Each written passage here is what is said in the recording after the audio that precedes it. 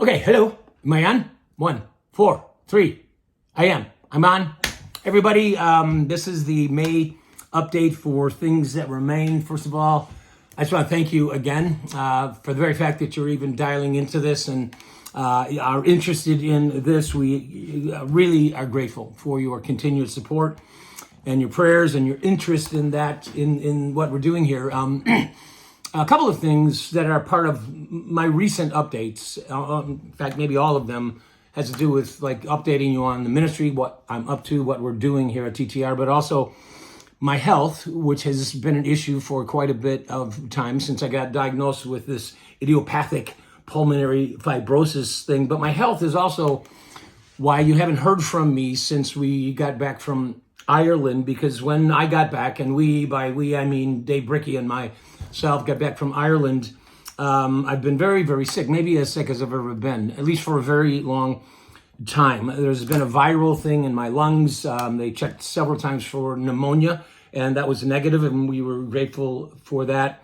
All of the symptoms that I normally have with my IPF, the idiopathic pulmonary fibrosis thing I have, all the symptoms of that just became exasperated with this viral thing in my lungs on top of the IPF. So it goes beyond when I got sick like this. It went beyond just feeling uncomfortable and aware of this disease I have, but it was a little scary.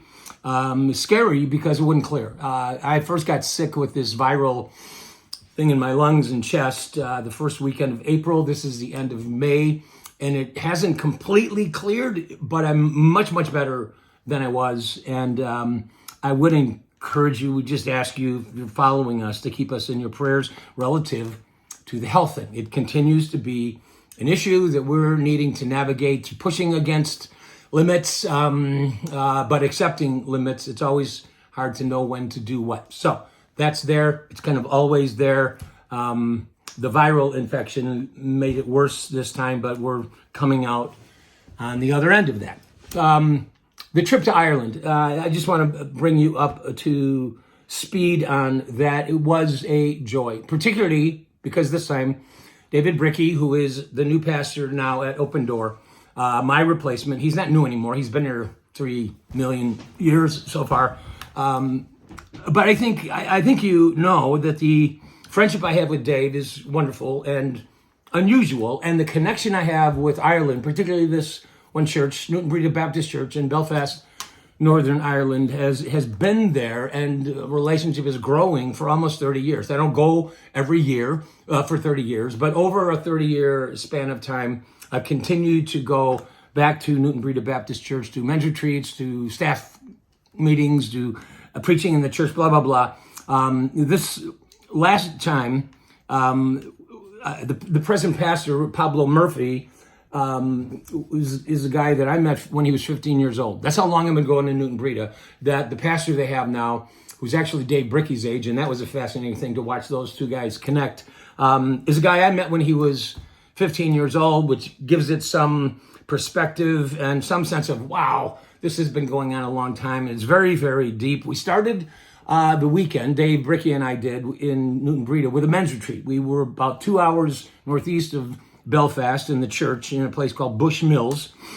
And I've been there before with these guys. And the theme this year that was given to us by the church guys was leaving a legacy. They wanted to talk to their men about developing the kind of life, which to me is about formation, that would leave something of value spiritually to the next generation of our kids, kids in general, whatever the next generation might be. So if you're talking about leaving a legacy, guess what we talked about? We talked about things that remain. So the point is, the theme was coming right into our wheelhouse, my wheelhouse. And also we talked, that is Dave Bricky and I, about how to build into your life things that actually might remain. I thought the teaching was amazing, particularly mine and Dave's too. That's a joke. The teaching was incredible. And Dave did one of the talks that really created a buzz among the guys and around dinner tables and things like that. We talk about his talk on factories to fields And I'm not going to try to unpack that. Some of you have heard Dave talk about that.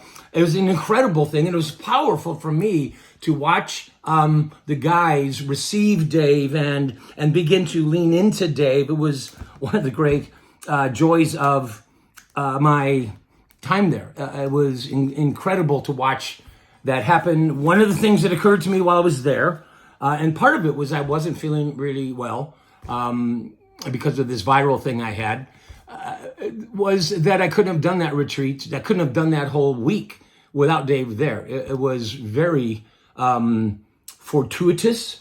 Is that a word? Yeah, I think it is. That he came. And I was just very aware of my limitations, even on the retreat, and how Dave stepped into that stuff, and watching the men and then the church, because after the retreat, we went to the church, spoke in the church, and then had a morning on Tuesday morning with their entire staff. But again, not just receive Dave. I was watching that, and just kind of sitting back and watching them respond to Dave. But they were leaning in to him. The most powerful, I think, and memorable times was Saturday night. We had a ministry time, and those of you who know Dave Bricky can just kind of picture him in your mind, because he does this at Open Door on a fairly regular basis. When he senses that the Spirit is moving some way, he invited these guys into a time of prayer and to listening to God and to praying for each other. And I don't know, I think we went on for over an hour of worship and prayer. And it was a very unusual expression of God's Spirit among us. The way I described it at the time was the Spirit was thick. The presence of the Spirit was thick in that room when that ministry was happening. And I'm just telling you, I'm not going to get weird here, but I really feel like God used Dave to kind of launch that whole ministry time, which to my mind was the highlight of the whole thing. A final thing I would say, the ministry was incredible. I spoke at the Belfast Church on Sunday night, and Pablo did an interview with Dave on Sunday night with all of their congregation. Particularly, it was usually the Sunday night service is packed with young people that come from all over Belfast, and that was amazing. The final thing about the trip was that David Bricky and I had a blast. We just had a great time being together under some interesting circumstances when we were missing flights and 24 hours trying to get there and all this kind of stuff. The only thing that I had a struggle with was that Dave Bricky really likes to snuggle, and that it was a little too much for me. That was supposed to be a joke, and I don't know if anybody's laughing. Bottom line, I would say God answered our prayers. You might remember that when in my previous update, when we were anticipating going to Ireland, I invited you to be aware of the fact that Dave and I both were carrying to Ireland some things that felt heavy to both of us, significant enough to make us both wonder, can we even go? And we decided, no, we're going. And one of the things that Dave said before, during this time, when we were anticipating that we were going to go, not at our best, what Dave said was that God would move among us and among those guys and in this church. And not just in spite of the fact that Dave and I were not feeling physically or even spiritually up to snuff, like we weren't on our game necessarily, but that God would move through us because of the fact that we were coming with some sense of our own weakness. And I'm telling you, that really is what happened.